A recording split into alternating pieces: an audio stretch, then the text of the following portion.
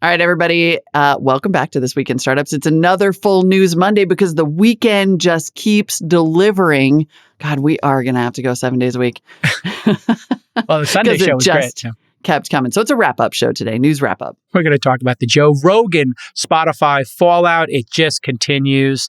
And we basically set some odds. Will Joe Rogan finish his contract with Spotify? Molly and I placed some bets. Then we cover Facebook or, Meta warning about how they're going to have to pull their services out of Europe due to privacy regulations, a threat that might not be as scary as they think it is. And then we cover the GoFundMe decision to pull funding for the Canadian truckers convoy and get a chance to do a 360 dunk with an incredibly perfectly timed layup alley-oop pass from Molly Wood about Amazon buying Peloton.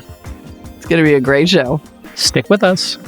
This Week in Startups is brought to you by Ourcrowd helps you invest early in pre-IPO companies alongside professional VCs. If you're interested in investing, you can join Ourcrowd for free at ourcrowd.com/twist, lemon.io. Need to speed up your product development without draining your budget? Hire vetted engineers from Europe at lemon.io. Go to lemon.io/twist to get 15% off for the first 4 weeks. And Superside. Ambitious companies need the right design partner in their tech stack, one that doesn't sacrifice quality for speed. Get $3,000 or more in credits when you sign up for an annual subscription at superside.com/twist. Hey, everyone. So, okay, it is a news show today. Heaven help us. We wish this were not the case, but it is the case. The Spotify story just keeps going. Reports emerged over the weekend, a video, in fact, by the singer India Ari, who has joined the cavalcade of musicians asking for her music to be removed from Spotify. She posted a video, essentially a supercut of Joe Rogan repeatedly using the N-word over the years in his podcast. Over the weekend, also, Spotify just went ahead and disappeared about 70 different episodes of the podcast in which the word was used. Today, I think, or late yesterday, Spotify CEO Daniel Ek, we're recording this on Monday. Of course, you're hearing it on Monday. Spotify CEO Daniel Ek apologized to staff over basically how hard this is for everybody, the usage, everything that is happening, but reiterated that Spotify does not want to, quote, silence Joe Rogan, that would be the wrong response. And then on top of that, I don't even want to fall into the trap of calling it pro-free speech, but the platforms that are labeling themselves pro-free speech, in this case, the video platform Rumble, came along and offered Joe Rogan $100 million, apparently not believing Daniel Ek when he says we're going to keep him on the platform, and said, come on over here. We're ready to fight alongside you. Let's freaking go. This is, by the way, he says, totally legit. Wait, what is this? Oh, that's the letter. This is the letter from the CEO of Rumble. If you're watching the video, which you can do on Spotify now with their news video. Nice one. There you go. Thank you, Daniel, for including us in the video trial, which we'll probably be kicked out of because we're going to criticize Spotify. Any minute now. We're going to get kicked out. Any minute now, we're going to be banned from Spotify. I mean, this is such a circular story because here we are as a Spotify partner talking about it. Podcasts are taking themselves off. I was on a previous episode telling Spotify don't break standards. I mean, this whole thing is so convoluted. I want to double click on one thing here. Mm-hmm. And it's not the N-word debate. Let's put that on the side for now. Yeah. That's not our show. That's not exactly what we do here, but maybe we'll get into it a little bit later in the show. But let's talk about one thing here, which I think is, intellectually dishonest by Daniel Ek. And I disagree with him on. Mm-hmm. All right. So he says, I don't believe that silencing Joe is the answer. We should have clear lines around content and take action when they are crossed, but canceling voices is a slippery slope. Okay, sure. Okay, that's like a generic sentence that none of us can kind of disagree with. We silence it. Nobody wants to silence voices. And, right. Everybody wants to have clear lines, although clear lines are really hard because in the case of this word, it's, as Joe Rogan said in his apology, it was a clear apology, mea culpa, whatever. He said his thoughts on this word have changed because it's a unique word in the English language and some people are allowed to use it, other people aren't, yada, yada, standards have changed. Putting all that aside, Daniel Ek says, we are not the publisher of JRE, Joe Rogan Experience.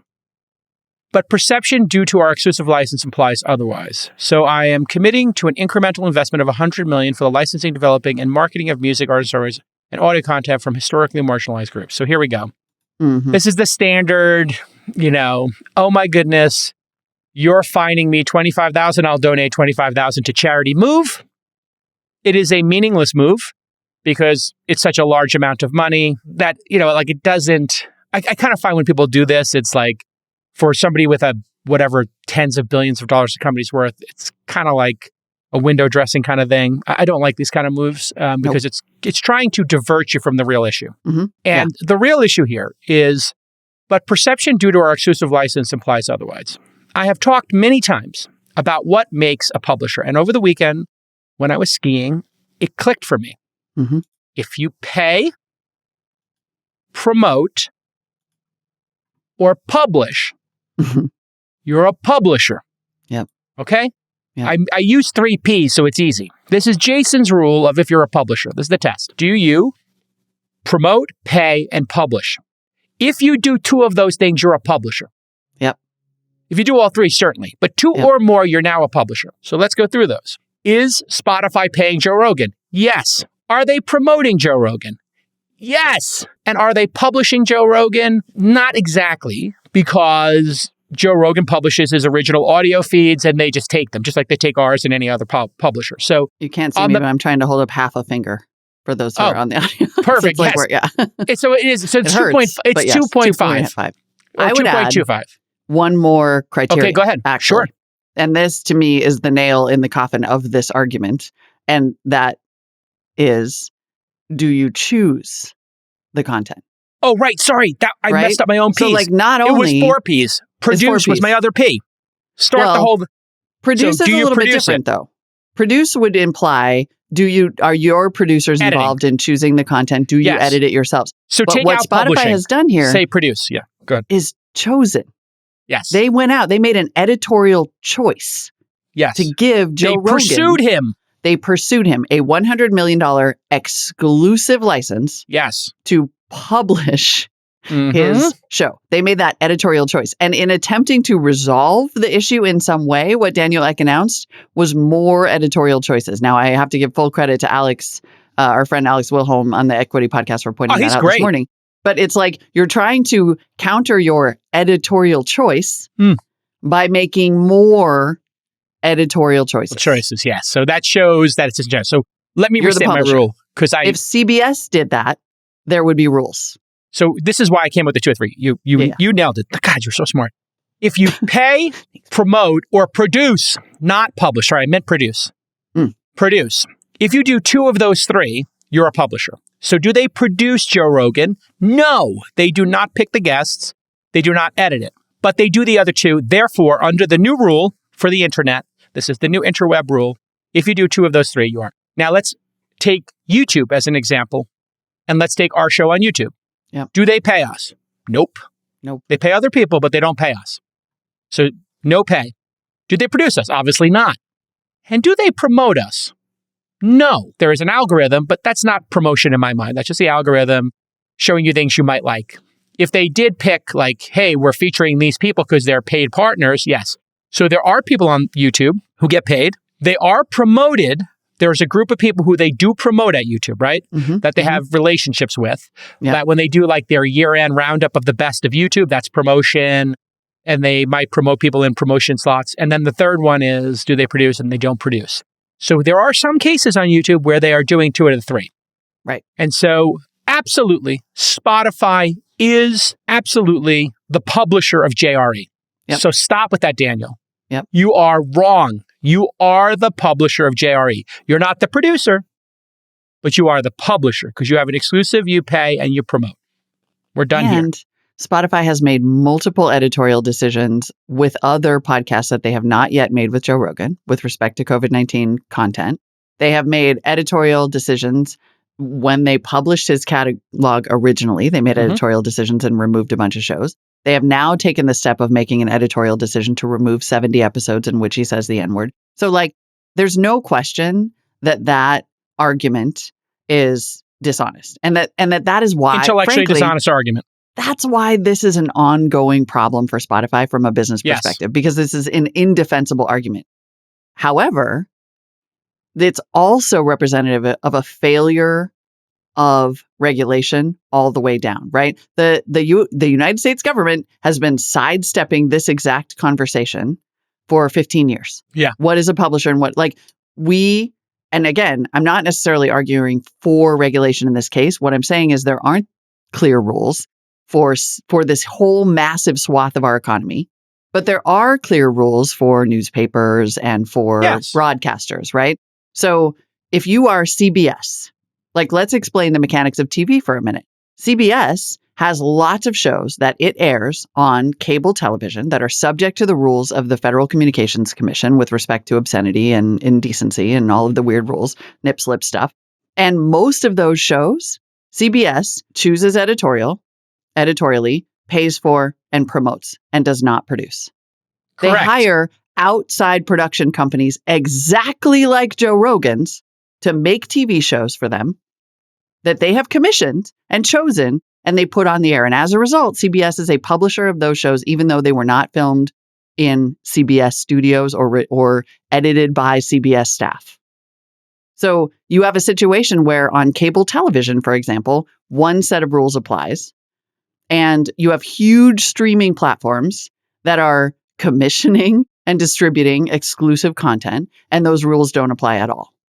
And that is the situation we find ourselves in. And frankly, we have never had an example as clear-cut as Spotify to work with. I think this is like actually a new test. I think the new test that I came up with is the new test, and you refined.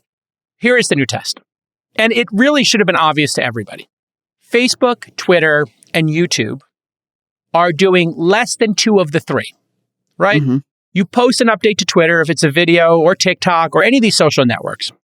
They didn't pay you in most cases, almost all cases. They didn't promote you in all cases, and they certainly didn't produce it. So 0 of 3 on platforms. So let's look at the platforms. WordPress, Squarespace, Twitter, Facebook. Now, when those services start sharing revenue with you, they now have turned on one of the 3 lights. Okay, we flipped on the switch. If you join the creator program on TikTok, if you join the creator program on YouTube, now they're moving more towards publishing, but they're not quite there yet, are they? They're just sharing revenue. They still don't promote you, and they still don't produce you. Mm-hmm. Sharing revenue, I don't think, makes you a publisher. Sharing revenue makes you a platform that shares revenue. But now you turn on any of those other 2 lights, now you're in the danger territory. The second you promote it, in order to get more money for you and the partner, you're now making an editorial decision. You are a producer. Mm-hmm.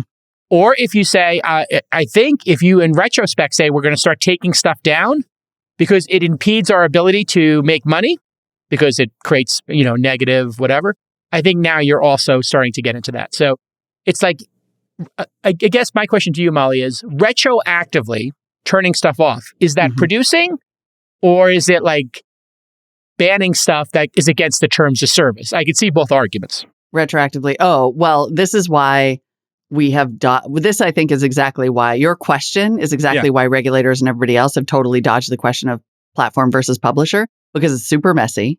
Yeah. On every level. And even as much as we want, the YouTube delineation to be different, it's not, because they have a maker studio where they actually have people come in and use their own production resources to create. Which is producing. That one's clearly producing. Facebook has commissioned editorial and makes a ton of editorial decisions about what is or is not on the platform, and yet is constantly insisting that it's not a publisher, right? And it's skated the line. What I think makes Spotify so we've just been like, you know what, it's too messy. We're just going to I don't know. Mm-hmm. We're going to let them have this because business and blah, blah, blah. Spotify now comes along and is this very clear-cut situation where they have paid for it, where they've done all the P's, right? Mm. And we don't know what to do. It's time for another Ourcrowd Deal of the Week. Right now, you can join Ourcrowd's investment in HIL Applied Medical. According to the deal memo, they are using Nobel Prize-winning technology to bring the most advanced radiotherapy treatment to cancer patients. HIL's world-first laser-based system has earned them an agreement with Proton International, which is the largest proton therapy operator in the US and Europe. And you can invest at ourcrowd.com/twist right now. all over the world, companies like HIL Applied Medical are innovating and driving returns for investors. Ourcrowd analyzes many of these companies, and they select the ones with the greatest growth potential, and they bring them to you. From personalized medicine to cybersecurity and now proton therapy, a $20 billion total addressable market according to the deal memo. In state-of-the-art labs, startup garages, and anywhere in between, Ourcrowd identifies innovators so you can invest when growth potential is greatest, and that's early. So here's your CTA, the old call to action. If you are an accredited investor, you can join Ourcrowd for free at ourcrowd.com/twist. And then you get to review all those great deal memos. That's ourcrowd.com/twist to sign up for free. Now, we know what to do here. I'll tell you what's going to happen here. This heat, I'm going to just give a prediction. Okay. This heat ain't stopping. No, not at all. It's going to double down. They're going to find even more offensive stuff that comedian Joe Rogan has said. Mm-hmm. Because what we have here is a very, very unique situation. And I want to get your take on this. Joe Rogan is the most successful podcaster of all time. Do we agree on that premise? Yeah, I'd say fair. He's been paid the most. He hit number one. I mean, I don't know what criteria we're using here. Certainly the most influential. He gets the most listens per episode. He is the most influential. He gets the top guests. Mm-hmm. Okay, so if whatever criteria, money, listens, and guests, he's number one. Yep. Fine. He's number one, and he's doing random acts of journalism. He is interviewing presidential candidates in addition to MMA fighters or comedians or whatever. So his influence is so great that he dwarfs the media who are covering him. Many of the people in the media who are covering him have podcasts. And they have vibrant podcast business. Now, I don't want to be a conspiracy theorist here, but I do think part of what we're seeing here is the media institutions, I'm talking New York Times or Vox, or whatever group it is looking at Joe Rogan saying, this guy's number one. And we're in the podcasting business as well. Yeah, I think there's a little bit of jealousy here on the position he's gone to. And a little bit of questioning of why is he getting 10, 100 times the amount of traffic we're getting for our top podcasts? What do you think of this angle to the story? That Joe Rogan is now the most influential interviewer in the world, which is an act of journalism.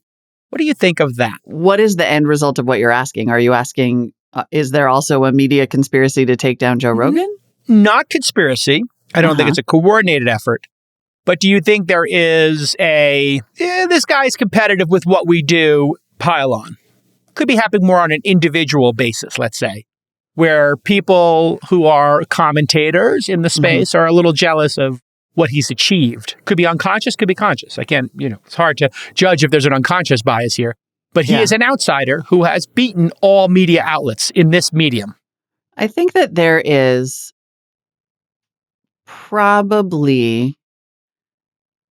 there's without a doubt frustration, I think, among members of the media about how hard, about the sense that I used to make this joke all the time way back in 2006 or 7 when I was working hard to write funny jokes for a web show, and then people would blow up on YouTube for falling off a chair, right? I was like, why am I researching this and making sure it's correct and toiling and doing all this work and then carefully crafting a joke to deliver it when I could just be falling off my chair and making tons of money? So there probably is some sense of just what the hell? And then also people come along and they're like, I don't listen to you anymore, New York Times. I listen to Joe Rogan. Yes, got to be frustrating. And Joe Rogan doesn't have a team of editors making sure that the things, he's just like, I'm just a comedian. I'm just asking questions. I don't prepare. So, of course, that feels crappy when you work your entire life. Yes. Right? There's no question that feels crappy. Yeah. But I think then what happens is,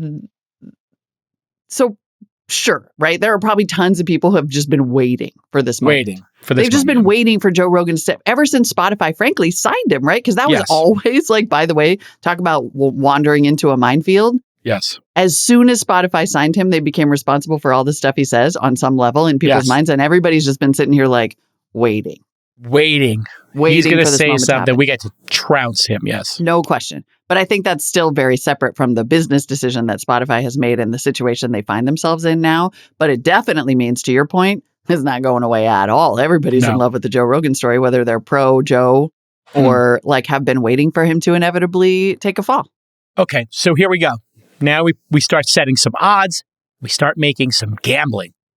As my influence over poor Molly and making her a degenerate gambler like me continues. Just betting on startups. Now we're going to get a little sushi bet going here. Oh, God. Let's go. We got to come up with odds for, I may need Nick to get in here because he's a gambler as well. How should we set odds, producer Nick, for, and leave this in the show, please, Nick, because I want this, you giving some. This is on the record, Nick. Sorry. It's on the record stuff here. Oh, I'm sorry. That's what we don't have to say that. Your quick journalism. time, Nick. Nick, how many seconds is I your quick wasn't time? prepared for this. You weren't prepared for this. You can come on air too if you want. How should we set a line, producer Nick, for Joe Rogan not continuing with Spotify? Should we lay odds 5-1? Should we do the number of months and he stays on air because we don't know how long his contract is? How would you frame a bet of Joe Rogan continues with Spotify or not in this contract? His contract ends early, let's say, in some way. You can't really make it a yes or no because his contract is going to end at some point. So Correct. it would have to be, does he make it to the end of his contract? Yes or no? Okay. I think All is a right. good way to frame it. Mhm. Another way could be if you actually think that, you'd have to know from this point forward, what are the amount of months he has left on the deal? Which we don't know. People say it could be 3, 4, or 5 years is what I've heard. And what, it was $100 million a year or 100 million? No, it was total. 100 million was the total value. So if it was 3 years, it was 33 million. 4, it was 25. 5, it was 20. So we don't actually know that. Yeah. We know that his contract has at least another year on it, right? I think we'd all agree. Has to. Has sure. to. There wouldn't be this So- much hullabaloo if there wasn't that much time Right. left. So I guess the way we could do it is Joe Rogan completes another year of his contract. Nick, I'm going to ask you to set a line for us. Could be finish his contract, or we could do like a number of months. Or we could let's set both lines. These Yes. lines they change rapidly. Like if you Yes. watch the line for the election this past or in 2020, Trump at one point, at 8 p.m. was minus 350. And then 2 hours later, when you found out that Philly hadn't reported yet, and that was the biggest thing in Pennsylvania, and that was going to swing the state, then Biden went to almost even, and Biden was plus a ton of money. Right. So these things rapidly change. So I'm making these lines based off Daniel Ek defending Rogan yesterday. Okay. Yes, correct. For people Right. watching. It could change if the employees decide they're going to do a walkout and strike. Obviously, the line would sponsors. swing the other way. But What right if a bunch of now- sponsors say they're not going to advertise? Totally. Right. But right now, all information considered, I think Rogan not ending 2022 with the Spotify deal is plus 450. So if you bet $10, you would win 45. So pretty long odds, I think. Because you think it's very unlikely. I think it's relatively unlikely based on That he will not finish his contract or 2022? 2022 ending. He's going to end 2022 as a Spotify employee, I think, or a Spotify Exclusive. partnership, exclusive, whatever. And another reason why is I just dropped this in there, but Nilay Patel, who is the editor-in-chief at The Verge, he was retweeted by Kara Swisher. He made a really, really good point. I just added it to the notes, but I can bring it up. Essentially saying Spotify has been struggling to make deals with critical hardware partners like Amazon, Google, and Tesla because they're all building similar streaming services.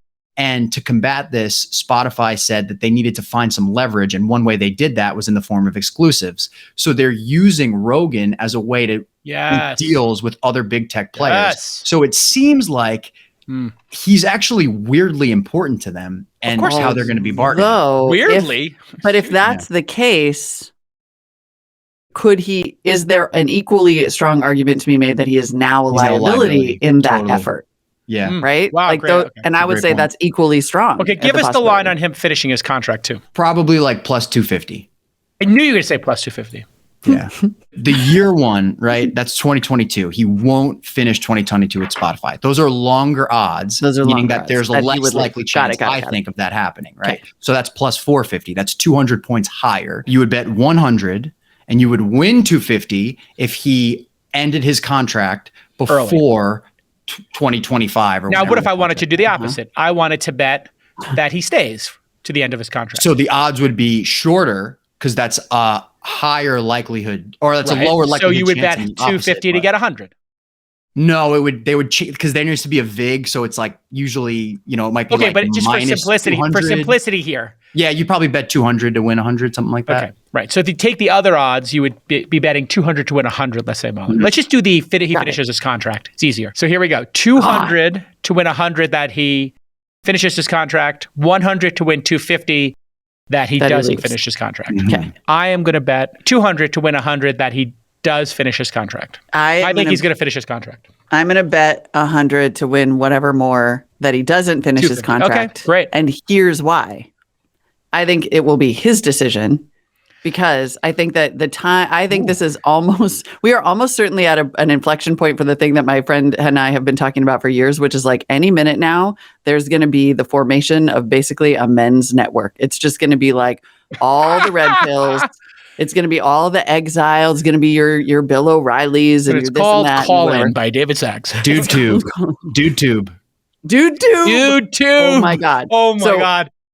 I believe that Joe Rogan will voluntarily leave Spotify to lead the formation of men's network. So he resigns with Spotify's blessing. Oh no, there will be like some messy lawsuits, or maybe they just work. Daniel will actually be thrilled, right? Like Daniel Ek will be thrilled because that's what I'm saying is I think Daniel's move would be if it did happen that he resigned. See, I didn't even consider this. If he said, "I asked to be let out of my contract. I won't take the last year's money." Right. Daniel Ek gave me my blessing. We'll still be on Spotify. We just won't be exclusive. Right. That's what an exit ramp for both parties. With Elon, totally right? Like there's just going to be, and they'll be like, yay, the truckers, which is God help us, our next story. Here we go. Next story. That is my bet. I'll take $1,000 for that. That's how gambling works, right? Okay. We got our bets on him finishing his contract. I believe he's going to finish it. Molly believes he will not. What would you take, Nick? Does he finish his contract or not, since you've set the lines? I don't think he will. Wow. I don't think he will. I think it's fascinating. The storm is rising. It really feels like it's getting like crazy right now. Well, that's how these cancellation things go. There's momentum. Oh, is that a QAnon thing? The storm is rising. It feels like a lot of people are talking about it on Twitter, and I kind of feel like in these big tech companies, the employees have so much power. And if all Spotify employees are just like, hey, we're not coming to work until he's off the platform, I don't know what they're going to do. I think the advertisers hold more power than the employees. I think and also those distribution partners, I think those two actually have more impact. That hardware thing, I did not know that. And I actually think that's a bigger problem for Daniel Ek than I would have than he was already in now. I don't know if the hardware partners want to lose Spotify. So that seems to me like a big risk. Like you were saying in the pre-show, like how frustrated you were that Spotify didn't work really well in the dashboard of like a Tesla. It was like a limited version, right? Mm-hmm. So I think people love that Spotify interface. I don't know. They wouldn't. Bro Rogan. Funny. Good one, chat. Bro Rogan.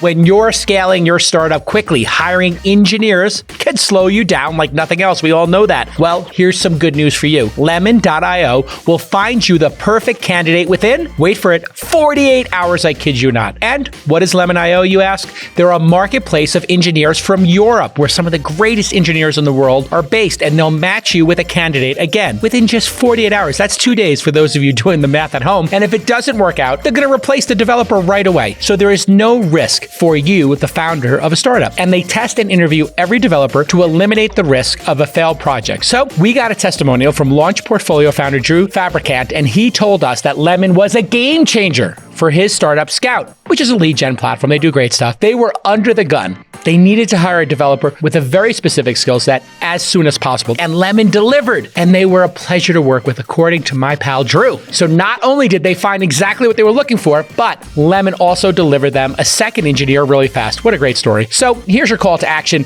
If you could use a full-time or part-time developer to run your projects faster, I want you to go to lemon.io/twist. Again, lemon.io/twist. And you're going to receive a 15% discount for the first 4 weeks of work with a developer. What a great deal. He's doing his own comedy club thing with Spotify's money, like in Austin. So that's kind of his thing, to do his own comedy club, support other comedians.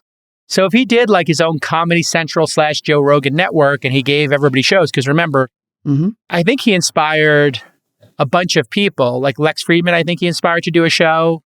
And I think Kevin Rose inspired Tim Ferriss to do his show. So you could see like a Tim Ferriss, Joe Rogan collab to create like a bro network. It's going to happen.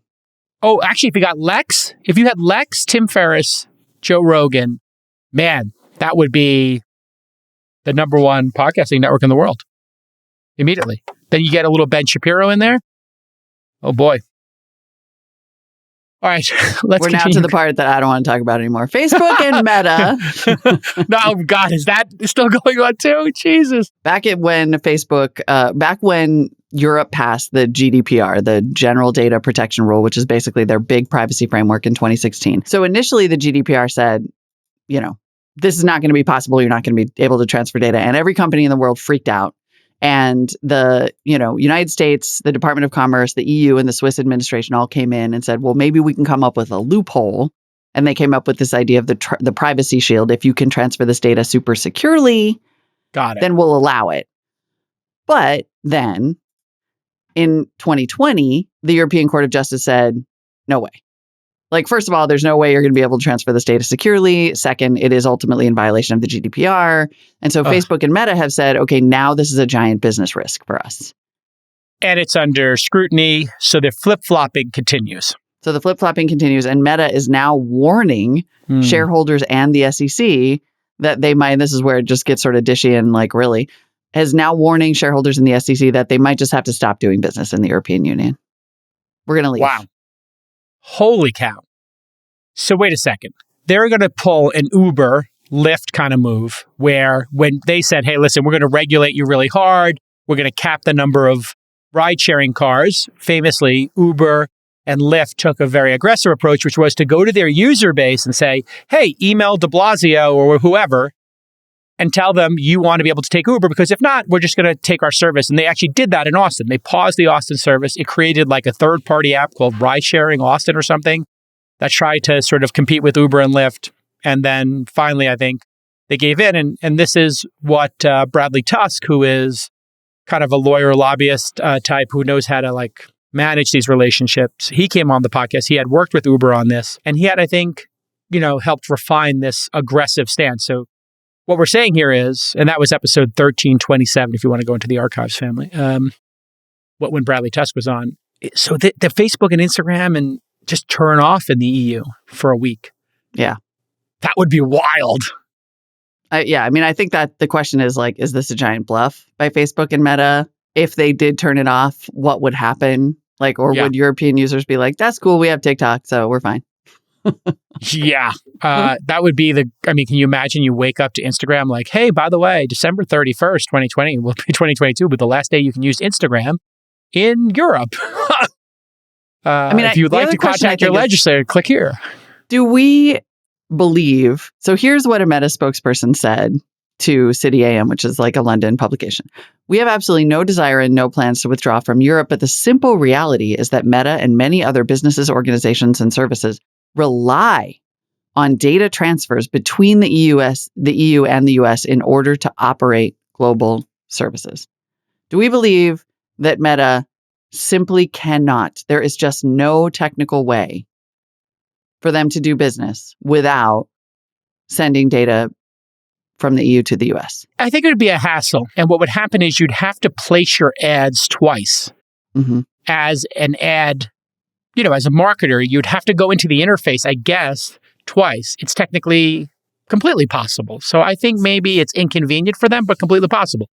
Just like other things, if you want to sell something in the EU, and let's say you make a product, a physical product in the world, there are EU regulations around electricity or chemicals or whatever. If you're a manufacturer or a product maker, you have to pass the United States, North America certification, you have to pass the EU certification. So I think hardware people have to do this. Food people have to do that, right? Yep. So, well, it sounds crazy that an internet company would have to do it, but it's completely possible. It doesn't seem like it's that hard work, and it seems like them saber rattling, if I'm being honest. Yeah, I think so too. I think they're just saying, they could, without a doubt. Honestly, I think it's probably a bigger burden for smaller companies who would have to have a physical infrastructure in both. Like, I'm not questioning that for a company the size of Meta, this is a difficult proposition, right? Because if you're just serving Facebook and Instagram to users across Europe, some of them might be Americans, some of them might be citizens of some other country that's not a member of the EU, some of them might be EU citizens. separating out that data is super tricky. Now, you could spin up a physical infrastructure in both places and never share that data, but then that would mean that you wouldn't have that data to share with your advertisers, and that's the lifeblood of your business. Like, I do sort of get that it would be a little bit tricky. I think it's probably harder for small businesses, and I'm totally with you that they have the money to do this. They just don't want to, and they're trying to scare people into thinking you're not going to have any more Facebook. And I'll be real interested to see, we talk about, I have talked for years, and I think I even saw somebody talking about this with earnings, saying like, we're really starting to separate out the essential from the voluntary, right? Like Facebook is a purely voluntary service in many ways, not completely, because a lot of small businesses rely on it. Right. But like, do you need Instagram? No. Maybe not. If Amazon said, we're going to leave Europe. That's different. Or Uber or DoorDash. Like, I can't get from point A to point B. I'm stranded at the airport, or I can't get an Airbnb, and I guess I could stay in a hotel, but it's cost prohibitive for me. I just want to also point out, like, this is continuing the slide. I was just looking at my stock chart. The peak 52-week high was 384 for Meta. They're at 225 now. I think they're down from the peak in the past 6 months, like 38%. Like, this is becoming existential. Is it going to be a Peloton-like collapse? Price earnings ratio for Meta is now down to 16. So as we do our fun with numbers, as we're apt to do here on this pod, it's starting to look like a buy. But in terms of separating out data sets, let's not be ridiculous that this is impossible for a company with Facebook's technical ability. Apple, as but one example, operates in China.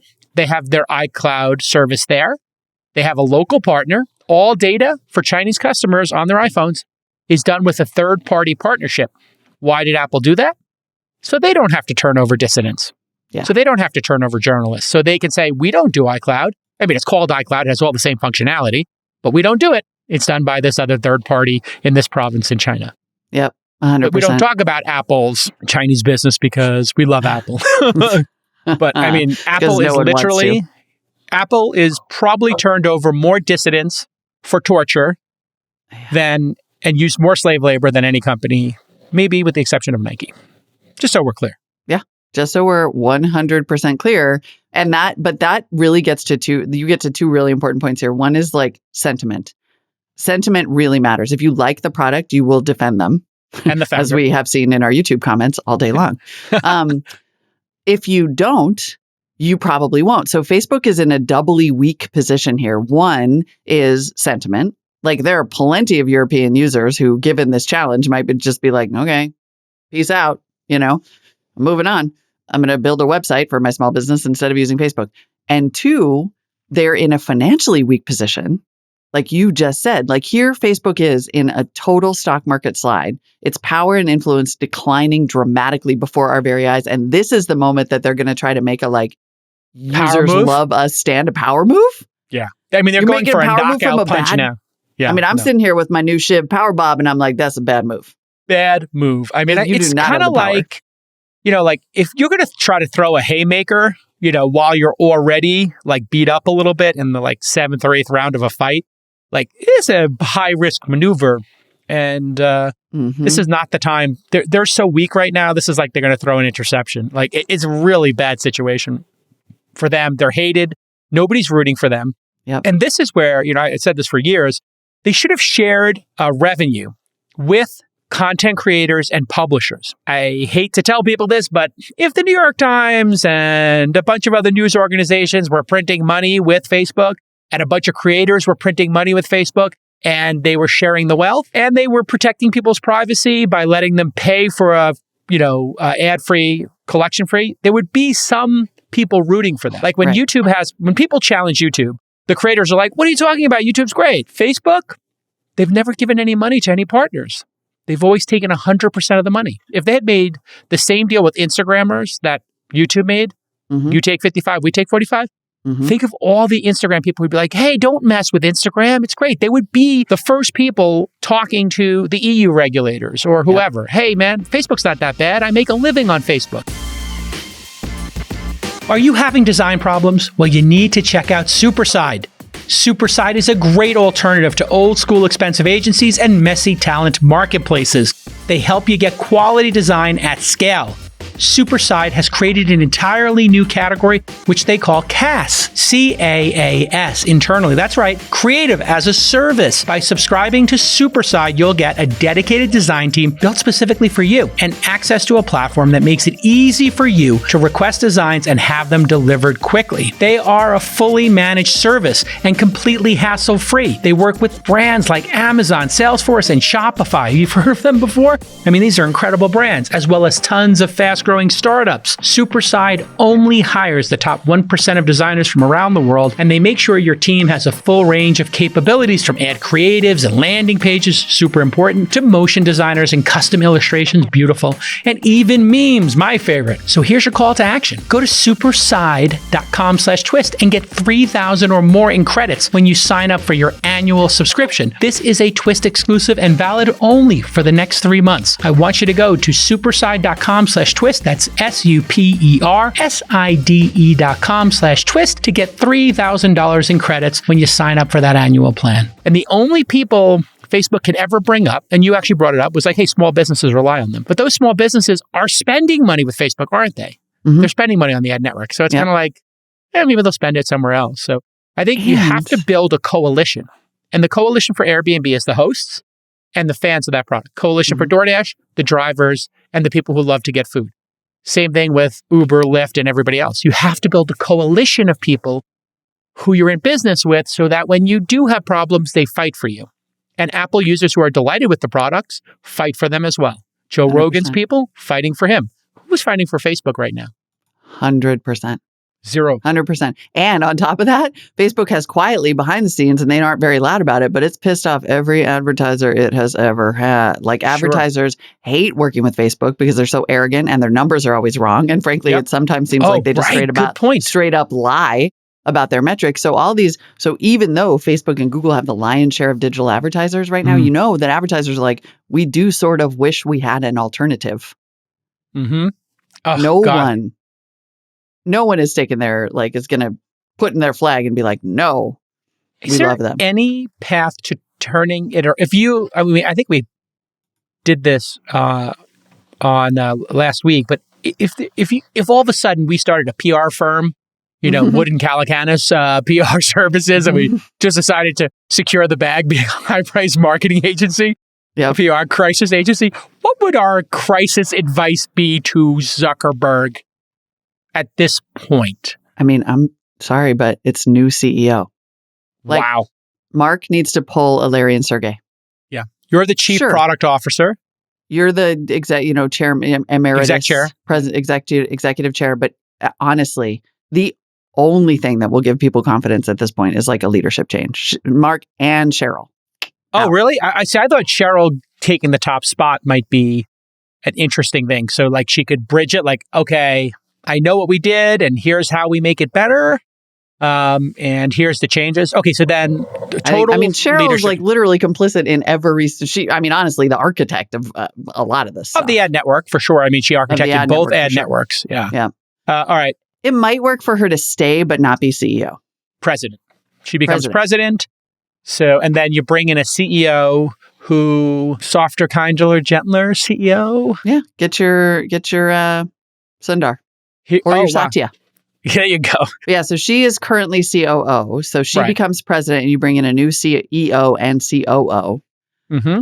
And you just start moving towards a kinder, gentler. Here's my top 2 things. Today we're announcing our creator program. Our creator program gives 55% of all revenue to the creators who join the program. And we have a special fund of $250 million for underrepresented creatives. Yada, yada, yada. Super cynical move, I know, but I just talked about how cynical those moves are. We did something really bad. So now we're going to pretend we're going to do something really good over here. And also, we're going to give Joe Rogan $100 million, and then we're going to give all these other creators from underrepresented groups, $1 million. How does that help? $1 million each. Anyway, $100 million total for Joe. Right. That's actually a really good point when you look at it. It's like, we're going to give this white comedian $100 million, and then we're going to give all of the underrepresented Black folks in the program $500,000 We're just going to split the exact same amount because we just want it to look as bad as possible. it's a little bit of a breadcrumb kind of like, here's some crumbs off the edge of the table kind of situation. Yeah. Okay, so anyway, there's my first one. And then my second one, we now have a program for $49 a year, $5 a month, where we will delete all of your data and not track you if you pay for the service, and we'll remove all ads so you can have a delightful experience. You do those two things. The entire ship turns CEO. around. With a new CEO, the stock rallies 30%. Yeah. 10% on the 15% on the CEO announcement, 10% on each of the other two. You now have an ad-free, tracking-free version that's paid, and we'll share what percentage of people use it for regulators to see how effective it is. And the second one is, listen, we're gonna share the wealth with news organizations and that's the other piece. So the creators includes news organizations. Totally. So any news organization can put their full stories on the site, and we'll give them 55% of the revenue to those pages. So if you're the New York Times or you're This Week in Startups or anybody in between, The Verge, you can publish your content like Google AMP, and we will just pay you on those pages, and you can display your full story in Instagram, WhatsApp, and Facebook. And when you see the full story there, we'll just ship you 55% of the revenue and link back to you. So you get a little SEO juice. It's all good in the hood. It's all good. All right. GoFundMe is returning $7.8 million in USD, 10 million Canadian worth of donations intended for the convoy of Canadian truckers protesting Canadian vaccine mandates. The protest called the Freedom Convoy has been underway since January 29th. If you've been living under a rock, according to the Ottawa police, there have been 7 people arrested, 100 tickets issued, 60 criminal investigations so far, mischief, thefts, hate crimes, property damage, whatever. GoFundMe was created to pay for food, fuel, and other expenses for the Freedom Convoy. Originally, GoFundMe cut off the funding after it determined the protest violated the site's terms of service due to unlawful activity. Okay. I don't understand that. I thought it was civil disobedience, but maybe it was inciting violence. Okay, fair enough. That would be, if they are inciting violence, that would be totally valid. Violence has occurred. Violence has occurred. Okay. And so I guess we have to make that's a jump. That's a decision they have to make. That's a hard one to make, but I guess they made it. There were also sightings of Nazi and Confederate flags at the protest. Okay. Not good. Quote from GoFundMe Medium post. Following a review of relevant facts and multiple discussions with local law enforcement and city officials, the fundraiser is now in violation of our terms of service, Term 8, which prohibits the promotion of violence or harassment and has been removed from the platform. According to GoFundMe's first update, we will work with organizers to send all remaining funds to credible and established charities chosen by the Freedom Convoy 2022 organized and verified by GoFundMe. People went nuts in response to this, being accused of fraud by the likes of Governor DeSantis from Florida. In response to the backlash, GoFundMe decided to refund all the updates. The update we issued earlier below enabled all donors to get a refund as outlined in a plan to distribute remaining funds to verified charities selected by Freedom Convoy organizers. However, due to donor feedback, we are simply simplifying the process. We will automatically refund all contributions directly, which makes sense. That is the right move. Thoughts on this one, Molly? I mean, you can't do that. Which is that? You can't say, we're canceling this fundraiser and we're redistributing the money to charity, because you're not a government. Like, I think initially GoFundMe made an emotional decision here in the face of the fact that as this protest got bigger, thanks to the support of various people, including Joe Rogan. Yep. What it did was start to attract a bunch of January 6 types. Yes. No, I mean, look, it started to attract a bunch of people who have been essentially engaging in an ongoing campaign of harassment and occasionally violence to get what they want, right? To stop, to like protest vaccine mandates and to say that their freedom is paramount above all. And so you see InfoWars flags, you get the Confederate flag, right? You have a bunch of randos. The wacky fringe. So GoFundMe is looking at this and they're like, oh, good. Now we're part of a terrorist movement, right? Like because these tactics are fundamentally terroristic, and they're like, okay, well, if we were law enforcement, we'd be like, oh, you were raising money in pursuit of this thing that is going to inevitably turn violent, and we can seize the funds and do whatever we want. That's like what the government would do. Yes, GoFundMe can't do that, right? And that was a mistake. This is However, the problem. This is exactly the same question as Spotify. What do you do when everybody is insane? Right. And everyone is chasing this money around this like super fired up base. Yes. And Such a grift too. Yeah. They can't do that. But the thing is, then someone came to their senses and a lawyer was like, you can't do that. Like, I get what you're saying, but you can't do that. And now they're refunding the money and the story's over, other than the fact that the city of Ottawa is like under, like complete state of emergency. Yeah. Because this is completely out of freaking hand. I tell you, I would have had no problem with the January 6th protests if all these folks surrounded, the Capitol, sat down, took out their guitars, and sang "We Shall Overcome." Totally fine. Sure. Civil disobedience. We believe something was wrong. The second you start beating up cops, breaking windows, you now have opted into violence and committing crimes, and you go to jail. And then if you decide you're going to bring a bunch of long rifles and you have a plan to take over the building violently, I don't care if you're on the left and, you're a part of the Weather Underground in the 60s and those are liberals, committing violence and crime and killing people and beating up cops. That was terrorism Or too. you're on the right. It's all the same violence, right? Mm-hmm. Unacceptable. And that's what happened here. This could have been a nonviolent protest, which is completely allowable. And if people don't want to get the vaccine and die, I'm really sad about that, but I don't want to hold people down and give them shots either. This is literally people, nobody's holding down these truckers and trying to give them shots. This is literally like they're saying, if you want to come into our city, Ottawa, which has a 90% vaccination rate, and you want to bring this virus with you because you won't get vaccinated for work. Right. Like your company and or a country has a right to set its own rules. And if you don't want them and you don't like them, go get another job. Move on. Yeah. I see. This is the one where it's a jump ball for me. I understand for frontline workers. I understand pilots and people working on airplanes, closed spaces, teachers. Yeah. Like if you're going to be interfacing with the public, that organization has a right for you to require you to get a vaccine. Mm-hmm. I don't know with truckers. Are they? I don't know. Are they interfacing? Should they be forced to get it? I don't know. Where do you think the line is where people should be forced to get a vaccine in their jobs to keep their job? Do you have a feeling on it? It's like, for me, if you're publicly facing a teacher, healthcare worker, and the whole system shuts down. If you're an independent contractor working from home, no. If you're a trucker, are you interfacing with that many people? I don't know. I mean, I don't know. Like, why wouldn't any company say, I don't care if you work at home. If you get it, you're a productivity risk for us. Either you get sick and you miss a bunch of days of work, or you get, you die, right? Like you're an insurance risk. Like every company has a right to make a risk-based analysis for itself. And if a trucker who is unvaccinated gets COVID and is out for 5 days to forever, as a result, that's a business risk.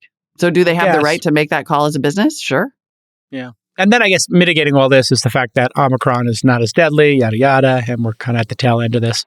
I just can't wait for this to be over. We can stop fighting about this group of people, the 20% of people who refuse to get vaccinated. Who don't refuse to get vaccinated, who refuse to get vaccinated violently. That's a subsection of the 20%. There's a subset of the 20%. Yeah, and that part is just people.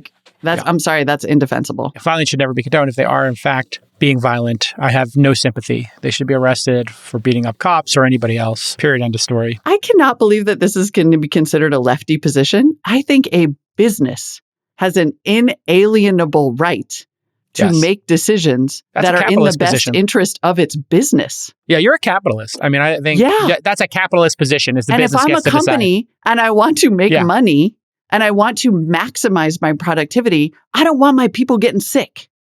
Yeah. Or having an outbreak. I mean, you're pretty closely aligned with how a lot of factories are looking at this. Yeah.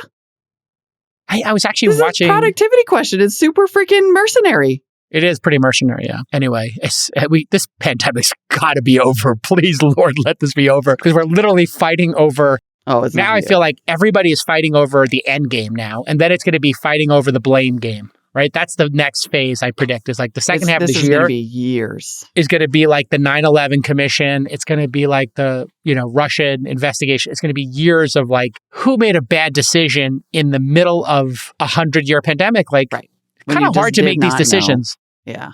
I mean, the mask mandates one is was there any downside to wearing masks when we didn't know how deadly this was and the hospitals were full? No. And now is there... Conversely, with Omicron, if the masks are in fact doing nothing, I mean, we're wearing a mask from the I literally, I'm up here in the mountains and like nobody's wearing a mask, not even from the front desk to the table at the restaurant, then taking them off. Like that whole thing. Or like on the mountain skiing, there's nobody wearing a mask. And everybody's sitting next to each other on the 6-person lift, no masks. And this is liberal country. This is not Tennessee or something, or Texas. We're not in Texas or Florida here. Mm-hmm. Liberals have given up on mask mandates. What are you seeing in the Bay Area? Are people still wearing masks? Oh, it's a cold dead hand situation in the Bay Area. Like, I'm going to be out here like, take your freaking mask off, like, give it up. And it's not going to happen. I mean, really? I think Aaron Staley in our chat makes a really good point. Every single leader in the world made a bad decision, and a whole series of them. And they continue to make the bad. And now the decisions are emotional and they're political and they're not about, like the completely obvious statement that a business has a right to make decisions that are in the best interest of its business, the end. Exactly. We are so far past that when you can, at the snap of a finger, whip up, an insane series of protests with Nazi flags out front because you don't want to do that. The repercussions of this are going to last for years. I'll tell you the one I found most offensive. This is going to be a nightmare. This was the one I thought was the most offensive. If you are anti-vax and you want to do a protest and you want to do a sit-in, okay, fine. Do your sit-in. Do not bring your 9-year-old and then have yourself get arrested and then have your 9-year-old taken by police because you and the two parents have been arrested and there's nobody else to take care of your 9-year-old that you're scarring by bringing him to this goddamn protest. Did you see that in New York? No. Somebody sent me the video. Like, there's a lot of bad parenting. You guys are doing. You're arresting 8-year-olds, and it's like then somebody's like, Jake, don't fall for this nonsense. The 8-year-old or 9-year-old is being gently taken by 2 female police officers. It's a little girl. They're being incredibly compassionate, talking to her, trying to calm her down, putting her in the back of a police car because they have to take responsibility for an 8-year-old who's alone in New York City. While these dipshit parents went into protest, not being able to go to the museum without a vax card. And it's like, literally, you brought your 8-year-old or 9-year-old to a protest to be abandoned and scarred for life. Like, not a good move. Seriously, as like one parent to another, how dare you? If it was a nonviolent protest where you're singing Kumbaya and We Shall Overcome on the steps of the museum, okay, fine. You made a parenting decision. I might not agree with it. But don't get arrested and abandon your child for your own... It's really gross. I'm really upset about that one. If it's true, I mean, who knows what's true? Somebody can fact check because people are releasing videos on Twitter and like, I don't know the providence of what's happening in half these videos. And then people are like, take a position. I'm like, I'm literally not taking a position on a random viral video without context. Yeah. That being the number one. Let's change the subject briefly, Please. Shall we? Okay. To another startup. To another startup. Peloton, which I know totally. Our companies are getting bigger and bigger and bigger. We're going to have to bring it back down to startup land. However, we talked, time has no meaning, last week, I guess, about Peloton's massive stock drop and whether it had started to potentially become an acquisition target. We talked about who on earth would ever buy them. And I, of course, was like, well, the design aesthetic would suggest Apple, no question. And then Jason was like, no. Mm-mm. Amazon. And then sure enough, here comes the Wall Street Journal to be like, turns out Amazon and others are indeed sniffing around Peloton. Of course. To potentially buy it. Of course. Mm-hmm. Explain again, because this was such a great insight. Explain again why Peloton. I mean, I'm sorry, why Amazon? Why Amazon? Okay. All right, let's roll the clip and hear what I said, and then I'll add some commentary to it. 3, 2, go. Because Amazon could move these like nobody's business. Amazon sells like a $400 knockoff, though. I know, but if Amazon owned Peloton and they made it part of Amazon Prime, your Amazon Prime membership gets you don't have to pay the $40 for it, and it just makes more people not unsubscribe from Prime because it's a sticky product. Mm-hmm. And they don't have health right now. So if you want to keep people from unsubscribing, so that's it. It's really about churn and adding new members. Yep. So let's take a look. If Peloton had 2 or 3 million members, what percentage are Amazon Prime members? Let's say 50%, 60%. What's the overlap? Amazon could quickly figure that out. They literally just, during due diligence, get the email list, get the names. They have a data scientist take that, and they can do this with an NDA. as part of the M&A process, or a third party could do it, and they could just tell them, we estimate 50% overlap. You know what that means? That means 1 million more Prime members? Oh my Lord. And what it means is then Amazon does not need to make a profit off of Peloton. What's the number one complaint about Peloton? Too expensive. Right. $40 a month, $30 a month times 12 months. You keep the thing for 50 months. You're starting to talk about $2,000, $1,500 in fees. Well, if you bundle that, now the Amazon Prime just gets bigger and bigger, or the family plan from Apple would be more robust. And so I think Apple and Amazon are the two logical folks, but I think Amazon more logical because they have that supply chain. They're making white label products in China. They have we talked about that brand from India. What was that? Slow-mo? Right. Dang it. We keep talking about it and I forget the name every time. It's the worst name ever. Solina. Solomon? Maybe? I don't know. Saruman? It's the Saruman brand. Anyway. Solimo. Solimo. The worst branding ever. But anyway, I have those Solimo vitamins. I take them every day. Yeah. And so I think they could produce it cheaper, reduce the margin on it, say, you know what, we don't need to make money on this. What we need to do is make an impact and get to 10 million members and then keep them. So that's one of the things when you watch these acquisitions, when they occur, somebody in the business development unit has a thesis. And the thesis here is more Prime members, which was the same Whole Foods concept. Yep. Whole Foods became a way to sign people up for Amazon Prime. You ever go to the supermarket, Molly, and they're like, do you have a Safeway number? Do you have this number? Do you have that number? Rite Aid, whatever. They want your phone number. Same thing. That's why they bought Amazon. That's why they bought Whole Foods. Yeah. I mean, honestly, and Amazon is already in a hardware and a fulfillment business. They would have economies of scale around the supply chain issues. I've already said, that's not really a thing for us. I mean, I think it makes a ton of sense. There were some interesting other potential buyers in that article, but I can't remember what they were. Yeah, I don't think they were any. Basically, what we're saying is here, that was a cute idea I had about Apple buying them, but this is why Jason's so good at this, because Amazon makes so much sense. I would say so much sense. I would rank. I think it's 60-70% chance. If there is a buyer, I would say 70% Amazon, 20% Apple, 10% other. If I was handicapping it would legitimately move units. I have a knockoff, right? I have the Mix bike and I'm paying $30 a month for Where did you buy subscription. And I bought it. Well, I bought it from their site. But if Amazon all of a sudden came along, it was like, we sell Pelotons and PS are 20% cheaper. And the membership is rolled in with Prime. Which you already have. I would actually buy a Peloton. There's no need for me to do that. I have an exercise bike and I still would be like, oh, that's great because I don't want to pay for this other thing. Genius. All right. Genius. What a great episode. Thanks for watching, everybody. And we'll see you next time on This Week in Startups. Bye-bye. Bye. Hey guys, Rachel reporting here. On February 14th and 15th, we'll be hosting Founder University Intensive. This is a 2-day program for founders. Now, this course is only open to women founders. We'll be hosting a course open to everyone on May 9th and 10th. You can apply for both at founder.university. And applications for the longer 12-week Founder University program are due on February 14th, and you can also apply for those at founder.university. Follow Jason and Molly on Twitter @Jason and @MollyWood. If you're not a boomer and prefer TikTok, search for This Week in Startups to find the fan account @this_week_in_startups. And our official account @TWI Startups. But honestly, the fan account is way better than ours. And if you're still not tired of hearing from Jason 6 days a week, you can hear him read his book, Angel, at angelthebook.com/audible.